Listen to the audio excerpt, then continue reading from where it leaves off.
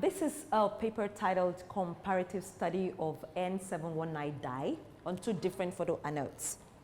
These are the researchers who worked on the paper, and I am presenting on behalf of everybody here. My name is Temi Tokoya Bodorin. Normally, a dye-sensitized solar cell is made up of 5 different components, and pictorially, this is what you see here. I would want to just take a little detail and explain why different photoanodes. The idea is we're hoping to compare the efficiency obtained using 2 different photoanodes as a way of determining a prospective candidate for our choice of dye-sensitized solar cell. The dye we have taken liberty to use here is Lupinus arboreus.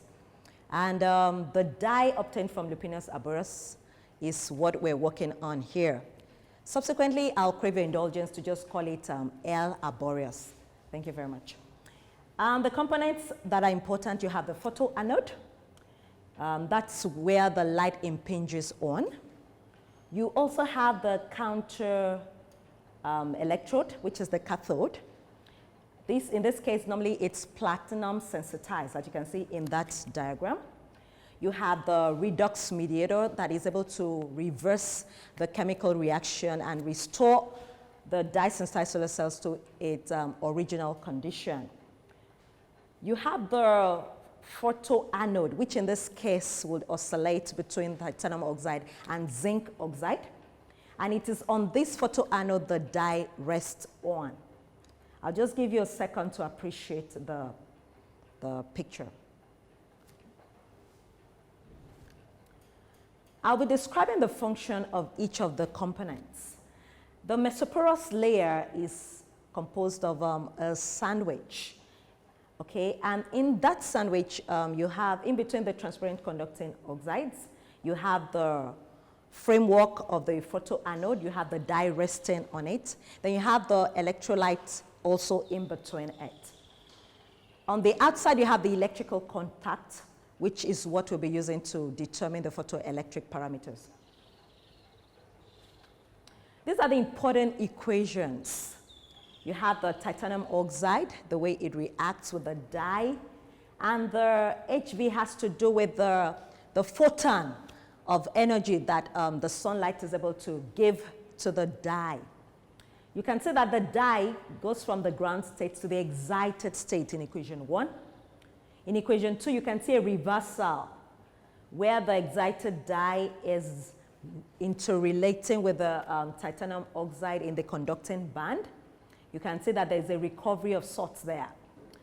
Equation 3 has to do with what happens in the counter electrode.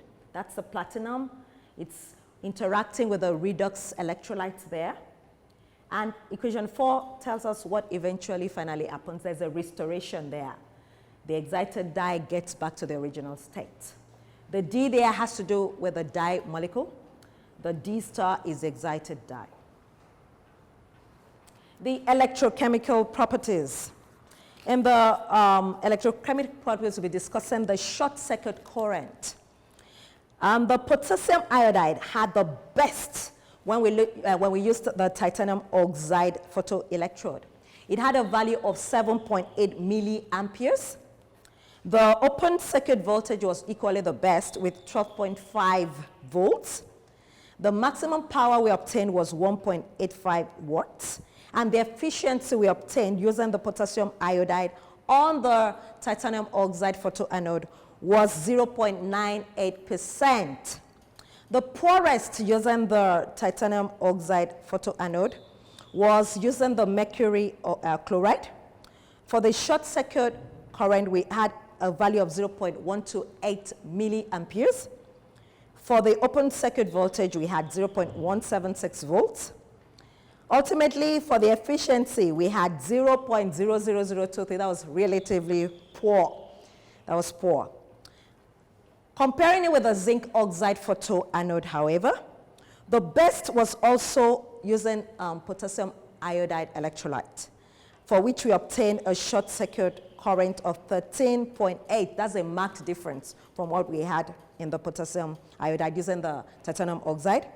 we had a value as high as 70.3 volts for the open circuit voltage and an efficiency of 9.7%. The poorest we obtained using the zinc oxide photoanode was potassium chloride. We had a value of 0.037 milliamperes for the short circuit current and a value of efficiency as low as 3.3 to the power of 10 to the power of minus 6. I'm sure that's very, very low. But the interesting thing was that we obtained the best efficiency using potassium iodide on the zinc oxide photoanode. Okay.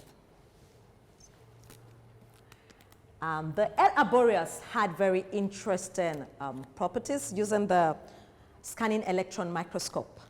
It was able to observe from a depth of 1 nanometer. We had series of structures, and they actually formed clusters. In some places, you had some dark blotches that had to point at effects or sites of recombination or trap sites, and which obviously had to explain where we obtained some low efficiencies. Okay, the SEM spectroscopy of L. arboreus actually showed some trap sites. Generally, we had some rod-like and spherical nanoparticles. The sizes were varied, and which accounted for some poor efficiency because the charge transport was hindered.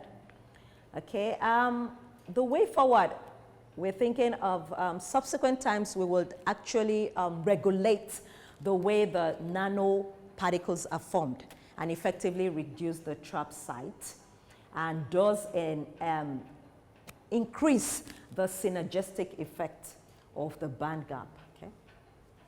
In conclusion, we observed that the different photoanodes got different results. The reaction kinetic did not seem to favor the discharge of the chloride ions. I mean, that was shown by the reaction using the potassium chloride and mercury chloride. The most efficient for the titanium oxide photoanode was actually mercury chloride, okay?